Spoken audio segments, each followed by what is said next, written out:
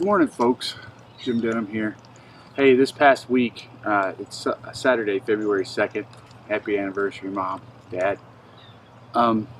This past week marked my 1 year of becoming more healthy and fit. And I wanted to do an update really quick to share with you a few numbers. That's not the important thing, but some of the things that I recommend or some lessons I've learned in doing this. So I want to share these really quick. First off, the really quick numbers. First off, when I started in end of January last year, I could walk about 30-35 minutes at about a 22-23 minute mile pace, but it was just starting, right? Well, now I'm running 4 miles at about a 14-minute pace. It's jogging. It's definitely not running outright, but it's getting better every day. So that's like really huge, right? When I started out in January of last year, I wore a size 54 pants. I'm now down to a 42 or 44, depending on, what style you get, what make you have. But my waist has decreased a lot. My resting heart rate when I started was around 70, which I thought was pretty normal. Over the last 2 weeks, my resting heart rate has hovered between 49 and 52. That's huge. And then the big one, that I was keeping up with rather strongly for a long time, but have kind of left off a little bit. I'll explain that a little bit later. When I started off, I weighed 365 pounds. I'm now down to 266 pounds.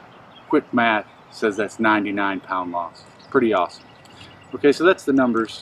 The main thing is I feel great and I feel healthy and strong for the first time in a long time. Okay, so now the more important things that I wanted to share, sorry about the dog, are some of the lessons learned, some of the things I think it's important to pass along to somebody who's maybe trying to do this themselves, other than me. Okay, the first thing is put together a plan. It doesn't have to be a written plan. It doesn't have to be anything structured, just as much as just plan what you're going to do. Decide, this is how I'm going to work out, whether it's going to be walking, whether it's going to be yoga, whether it's going to be spin, whatever it is. Decide what you're going to do. Make a plan. Talk to your doctor. Make sure that what you're planning to do, they're okay with based on your health, your current health, because you don't want to hurt anything while you're trying to fix other things, all right? Okay, and then, put your plan together, get an idea of what it is. So that's important. The main thing is whatever you do, you want to plan it for the first 3 weeks to a month to where you can do it every day. And the reason you do this is it's kind of common knowledge out in, for humans, that in order to form a habit, you have to do something for at least 21 straight days. Once you do that for 21 straight days, it becomes habit, where the other things that you used to do in place of it become the rarities. And that's really what you want to do. You don't necessarily have to do it for a month straight to become healthy. 3, 4, 5 times a week, working out typically will work to get healthy.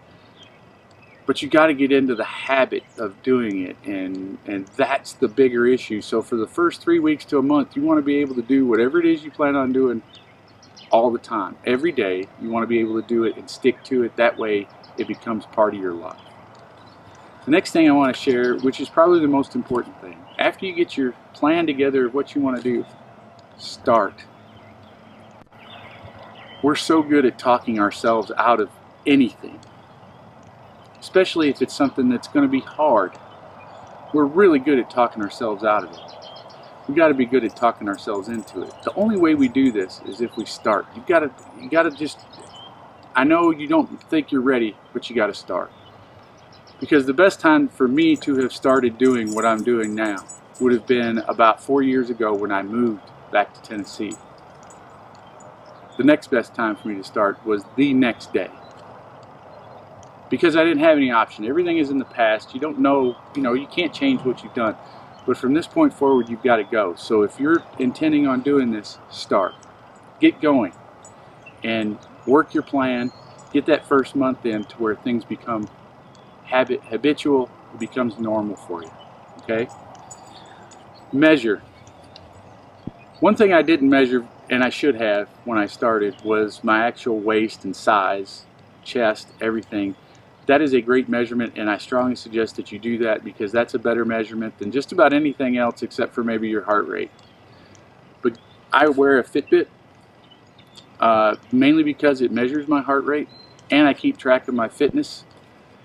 Get something that will help you measure what you're doing, measure your heart rate, measure your pace, measure your performance, measure your sleep, but importantly, have some way of measuring your health and measuring your progress, right? Because you need to know where you're at. You need to know if what you're doing is working. You need to know what's not working. You don't have to measure it constantly, but yeah, you need to measure something along the way so you know. Now, as far as weight goes, I chose to weigh about once a week because I thought that was good, and it kept me on the right pace, and it didn't make me do too many rash adjustments like if I weighed every day, that would happen. But I'm telling you, weigh infrequently, especially compared to measuring your heart rate, your performance, all that stuff, your size.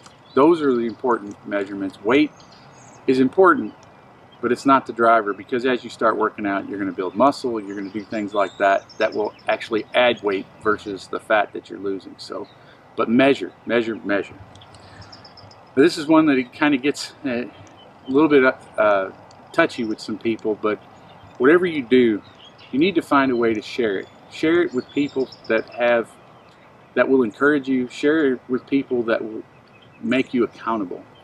The other day, a friend at the bowling alley, and I don't think he meant anything by it, but I took a little bit of offense to this, is we were talking about my posts on Facebook, and he said that I was bragging about my weight loss. He may see it that way, and that's fine. But the plain truth of the matter is, I shared from day one.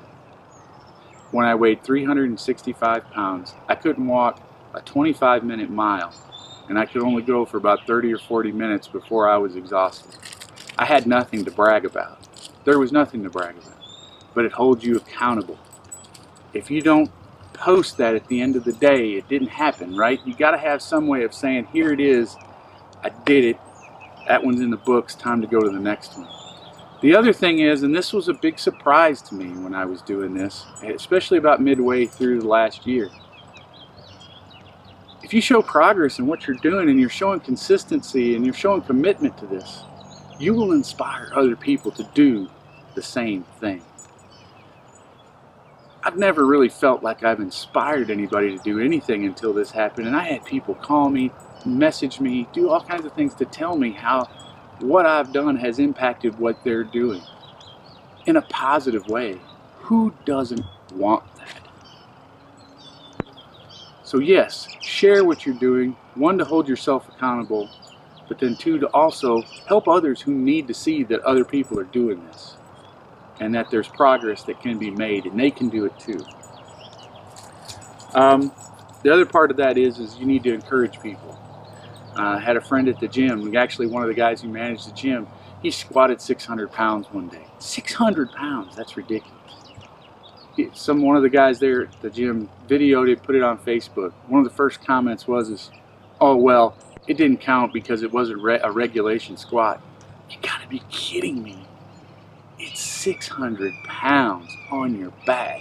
If you just step out of the squat rack with that on your back before you even start to squat down, that's an amazing feat. What he should have had was, awesome, keep going. Make sure you get it to where you can do regulation, but man, this is a great step.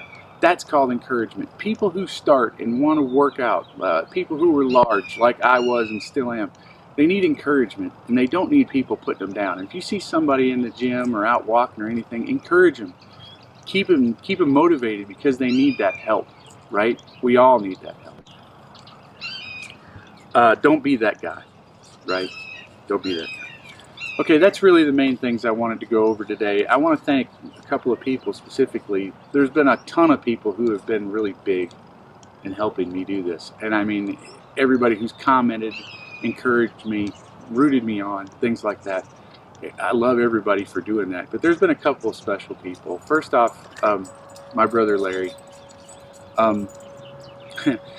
At the time when I started this, my brother Larry had already started doing his walking and getting fit, not because he just needed to walk and get fit, but because he was doing chemo and will probably have to do chemo for the rest of his life to keep cancer at bay.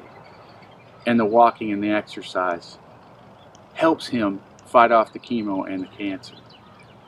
But when he heard I was walking and I was exercising, he was more excited about me doing it and getting healthy than he was about himself, or at least he come off that way.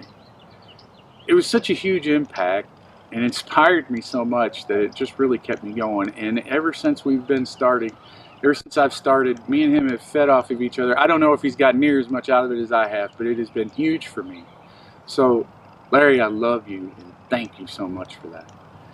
And then one other person in my Facebook family, Sandra Parlow, God bless you. From the very first post I made about my very first walk, she was one of the first ones to comment. She's commented all along. She's been nothing but a positive resource for me and encouragement. And even with going with turkey bacon instead of regular bacon, where everybody else was in the real bacon corner, that was hilarious, but it was awesome because she really was there to support me. So Sandra, thank you. And then one other thing. To my bride and my son, doing this thing has taken time away from them. It's not a ton of time, but it has taken time away from them. I go on hikes by myself because they don't want to go. It's not anything they want to do. And that's an hour or so away from the house, sometimes 3 hours, depending on where it is. I go on runs for an hour. I'm gone at times because I need to do this, but they've never once complained that I did it.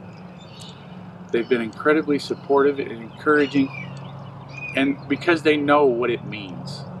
And what more do I have to get healthy and fit for than for my bride and for my boy? I love you so much.